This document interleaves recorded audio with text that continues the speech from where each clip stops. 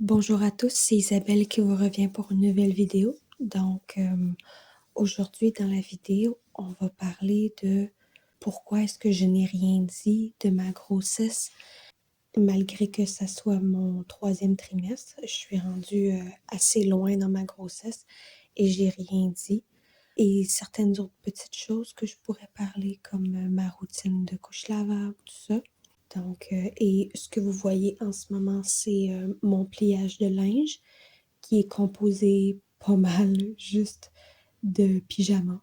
C'est ça que je mets dernièrement. Je vais plus à l'école en ce moment. J'ai terminé l'école et je fais mes cours seulement à distance. Je sors pas beaucoup. Je suis avec ma fille et c'est ça. Donc, voilà. Le premier sujet que j'aimerais parler, c'est pourquoi est-ce que je n'ai rien dit par rapport à ma grossesse. Vraiment, c'était pas pour le cacher, c'était pas du tout mon intérêt.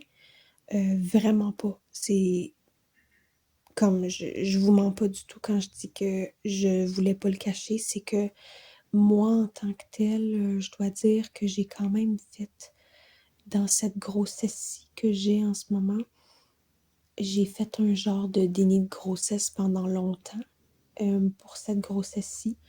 Pas que je voulais pas l'enfant, mais c'était une façon pour moi de me protéger psychologiquement parce que j'ai eu quand même une année 2024 assez particulière dans le sens que on a essayé, moi et mon mari, d'avoir un enfant depuis début 2024 et j'ai eu plusieurs déceptions, plusieurs pertes que je n'entrerai pas dans les détails, ok? C'est pas ici que je devrais parler de ça, mais ça a été assez important pour moi que j'avais besoin de me protéger comme mentalement parce que j'avais beaucoup de peine, j'avais beaucoup de déception profonde, surtout quand c'est quelque chose qu'on tient tellement à ce que ça arrive d'avoir un enfant, un deuxième enfant.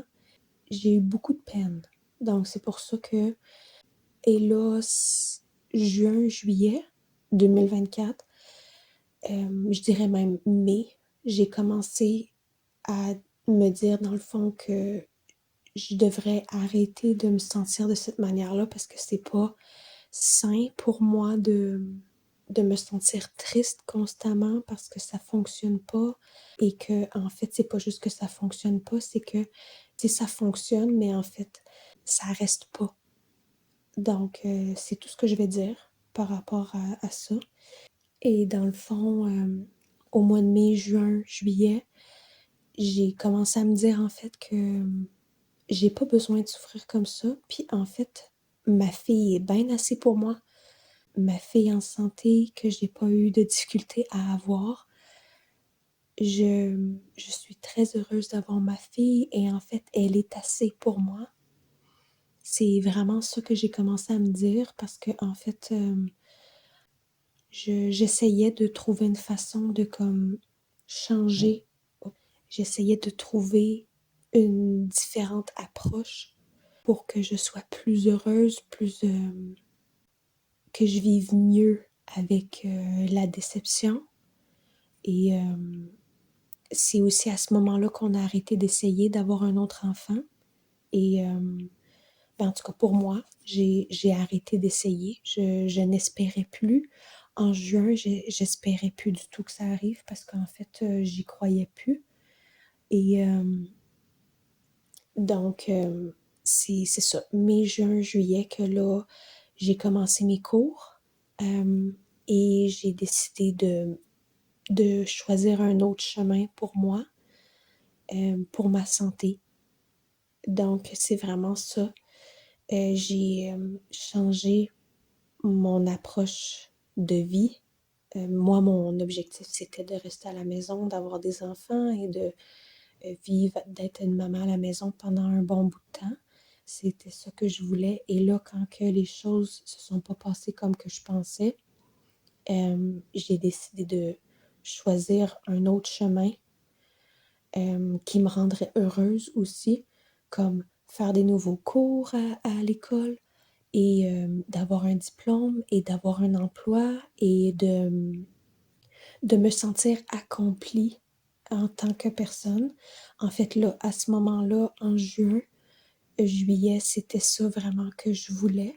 En fait, je voulais plus un autre enfant parce que, en fait, ça me rendait tellement triste que je voulais plus ça. Donc là, à ce moment-là, je voulais faire mes cours à temps plein. Même, je pense que j'ai fait certaines vidéos où ce que j'ai parlé de ça en juillet 2024. Je faisais mes cours à temps plein. J'étais vraiment comme déterminée de terminer en décembre, janvier 2025. Décembre 2024 et janvier 2025. Et là, ben, j'ai appris que j'étais enceinte en juillet. Donc, la première réaction que j'ai eue, c'était ça marchera pas. Comme, comme il s'est passé tout le reste de l'année déjà. Ça fonctionnera pas. Cette grossesse-là ne réussira pas. Donc, je fais un genre de déni. C'est vraiment comme ça que j'ai vécu ma grossesse. Et je n'y croyais pas. Tu sais, c'est certain que moi, je voulais, mais c'est juste que j'avais un genre de blocage à l'intérieur de moi qui m'empêchait de pouvoir avoir cet objectif-là que j'avais dans ma vie. Mais là, à ce moment-là, je pouvais pas imaginer que ça pourrait fonctionner parce qu'avec le fait que ça fonctionnerait, j'aurais encore de l'espoir, j'aurais encore comme des attentes et je pouvais pas avoir des attentes. Donc, c'est ça qui s'est passé. Le fait que j'ai pas dit pourquoi j'ai pas dit dans le fond que j'avais un bébé, que j'étais enceinte sur ma chaîne, c'est parce que en fait, pour moi, comme j'ai déjà dit, j'ai eu un genre de déni de grossesse pour être capable de vivre bien avec cette grossesse-là, puis pas avoir peur de le perdre encore. Donc, mais là, ça va bien. Là, je suis rendue au 3e trimestre et ma fille dans mon ventre va bien. Donc, j'ai pas besoin de m'inquiéter par rapport à ça. C'est une grossesse qui est viable, elle va très bien, tout ça. Et je l'accouche en avril 2025. Donc, c'est ça. Et donc, c'est vraiment ça l'histoire, OK? Je pense pas que je pourrais en parler plus. Il y a pas plus à savoir par rapport à ça. Sinon, ben, c'est ça. Ma routine. Oh, en fait, je pourrais aussi parler, ben, mon mari et moi, ça va très bien, tout ça. La famille va bien, ma fille va bien de 3 ans, là, elle va très bien. Je sais, j'ai pas vraiment parlé de ça aux dernières vidéos, mais tu sais, j'avais tellement de choses à dire que j'ai comme évité certains sujets.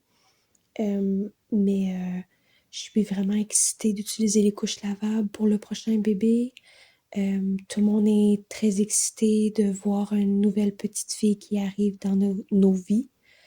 Mon mari va bien, je vais bien, ma fille de 3 ans va bien, tout ça, et le bébé dans mon ventre va bien aussi. Pour ce qui est des couches lavables, j'utilise à temps partiel les couches lavables avec ma fille de 3 ans. Donc, elle n'est pas encore propre. Je sais pas quand est-ce que ça va arriver. Moi, j'ai vraiment laissé tomber, là. Ça marchera pas pour moi pour l'instant. Donc, je, tu sais, je suis une nouvelle maman, j'ai jamais fait ça. Puis, ben, c'est ça, ça marche pas. Fait que, je fais pas de pression sur ma fille. Tu sais, je veux dire, elle va le faire quand elle va être prête. C'est correct. Ça me dérange pas, honnêtement. Puis, ben, ça me dérange plus, en fait. Avant, ça me dérangeait, mais là, maintenant, ça me dérange plus du tout. J'ai vraiment fait, en 2024, je dois dire, j'ai vraiment fait genre un lâcher-prise sur plein de choses. Et c'est ça. Donc, c'est ça, je fais des couches lavables à temps partiel, 2 fois par semaine. Et je fais mon lavage 2 fois par semaine, qui est le lundi et le jeudi, pendant la semaine. Donc, ça, c'est ma routine de lavage, c'est ma routine de couches lavables. Ma fille a ses propres couches. Je pense en ce moment, on n'utilise que des LPO à poche, 2 inserts avec, dans le fond, les standards, là. et ben, quand je dis LPO, c'est la petite ours et elle en a comme 14. Fait que ça, je fais ces couches-là comme tout le temps, puis 2 fois par semaine. Donc c'est ça. Donc c'était la petite vidéo. J'espère que vous avez aimé ça. J'espère que j'ai pu vous informer de je sais pas trop quoi. On va se revoir la semaine prochaine pour une nouvelle vidéo. À bientôt. Au revoir.